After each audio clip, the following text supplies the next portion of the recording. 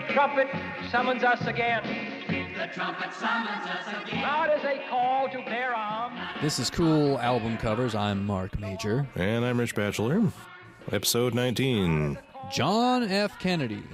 Of respectful memorial there. This may be the filler week. This one here looks like you smashed a picture frame in an Irish-themed bar and ran as fast as you could with what was inside. The contents are not magic beans either, like you thought they would be when you got home. Yep, look at him. He's so thoughtful, and his one kind of weird eye thing is happening. There's not much information on the front of this cover, is there? Yeah, I mean, and you might have no idea whatsoever who that is. It's like, was this some sort of car salesman? Sort of looks like one. We move on to this next album. This is a slightly better quality picture. They have him in some sort of red room, for all eternity. Like, you'll have nightmares and hallucinations and so on, where you get to sit with this particular guy and talk about whatever was on his handsome mind that day. Marilyn Monroe. I've looked this one up, and someone had it for sale for $58 is what they were asking for it. American? $58 American, yeah, exactly. Pesos? That's a deal. The First Family. Vaughn, Meader. I am standing here in the hallway dripping wet. I have 5 minutes to get to the Red Room, so I need to proceed toward our bedroom with great vigor. Of historical note, one of the very first early impersonators. Vaughn Meader. This is going to be several years before Saturday Night Live. Or even before the rise of the great Rich Little.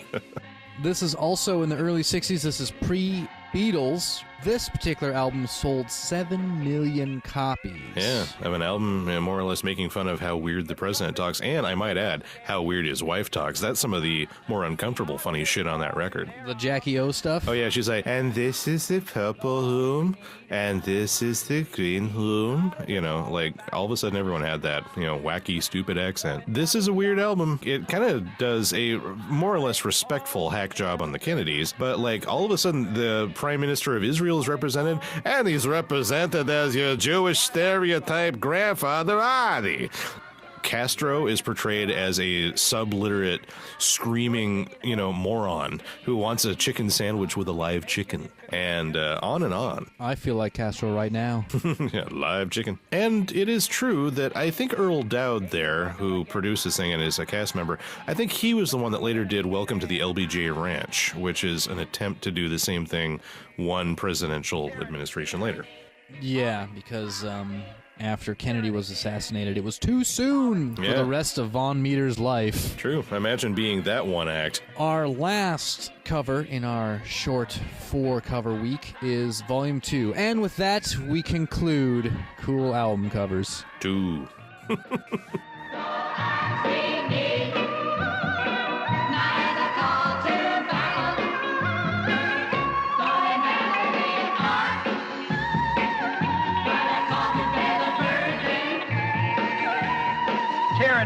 Tyranny, poverty,